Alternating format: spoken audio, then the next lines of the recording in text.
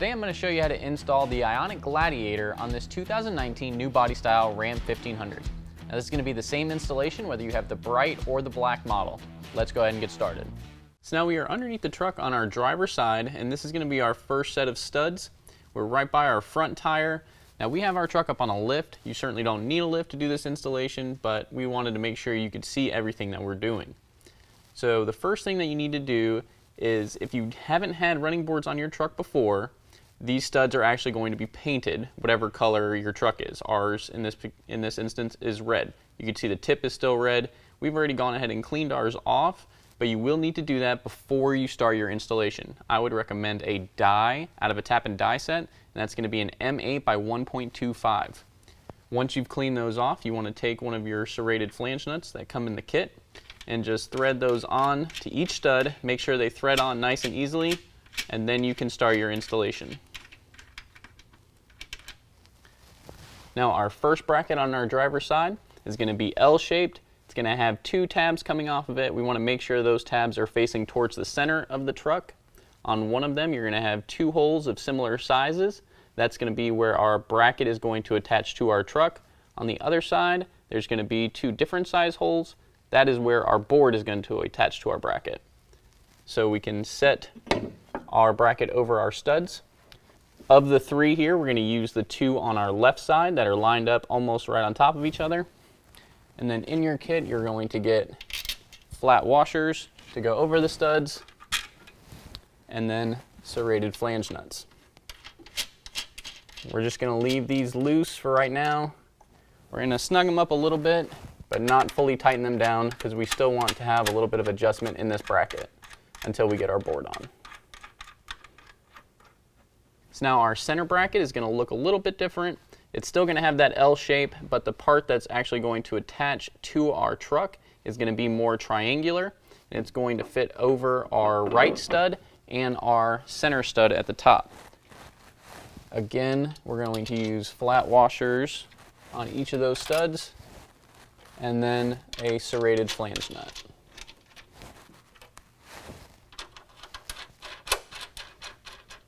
And just leaving those hand tight for right now.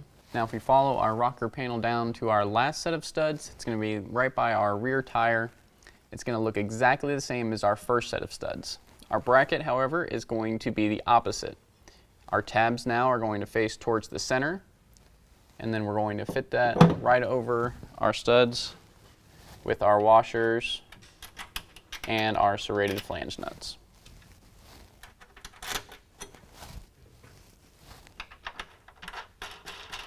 Again, just leaving those loose at this time. So now we're ready to grab our board. Now in your box you're going to get two boards, passenger and a driver's side. They're going to be exactly the same, so you don't need to worry about which one you grab. And then you can also notice that there is an unfinished end cap. That's because in your kit you're going to get a chrome plate and also a black plate. So you can put whatever one you want on. To do that, you would just clean the area with some isopropyl alcohol. If you look on the back, you have some 3M tape here. You would just remove the backing and then place that on and kind of apply a little bit of pressure to it for a few seconds. Now to attach it to our brackets on our truck, we're actually going to flip the board over. And on the back, you'll notice that there's two channels, one right here and one right here. We're going to take our provided bolts.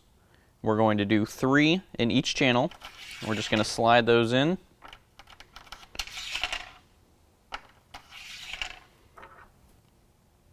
And then when we put our board up to our brackets, these bolts are actually going to drop down into the brackets that are on our truck. So now we're going to slide our bolts to where they are lined up with our bracket, and we're going to lift up our board and drop those into place. Now we'll go back through on our front and rear bracket and make sure our bolts are dropped in, and then we'll attach our serrated flange nuts to the bottom. Now with all of our bolts lined up with our brackets, we're just going to thread on our serrated flange nuts. We're going to leave those just a little bit loose at this time so we can make our final adjustments. Now we're back at our center bracket. We're going to do the same thing. Just loosely install our serrated flange nuts. Now at our last bracket, we're going to do the same thing.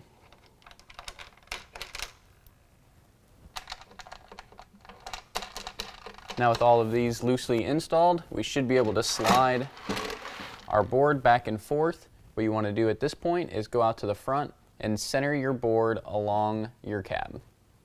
So now that we have it adjusted side to side, you can also adjust your board out away from the truck or in towards it. We're going to do ours all the way in, so what I'm going to do is push my board until this lip here hits the end of our bracket, and that's just because we like that look better. You can go as far out or as far in as you would like, or somewhere in between. Once you have that, we're going to take a 13mm socket and then tighten up our serrated flange nuts that are holding our board to our bracket.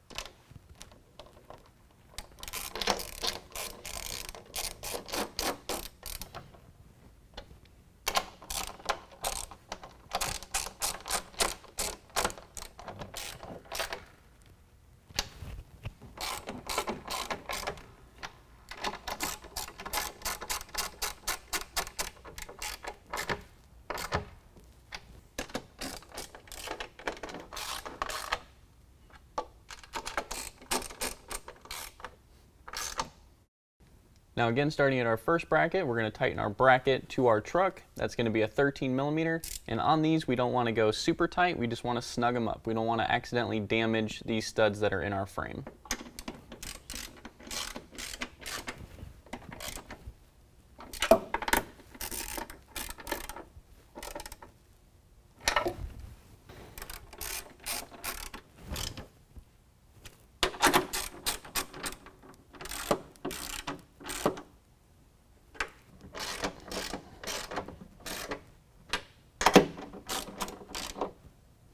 Now at this time, your driver's side is completely done. Your passenger side is going to install exactly the same way. So just go ahead and repeat all those steps on the other side. That's going to complete the installation. If you have any questions, give us a call or visit us online.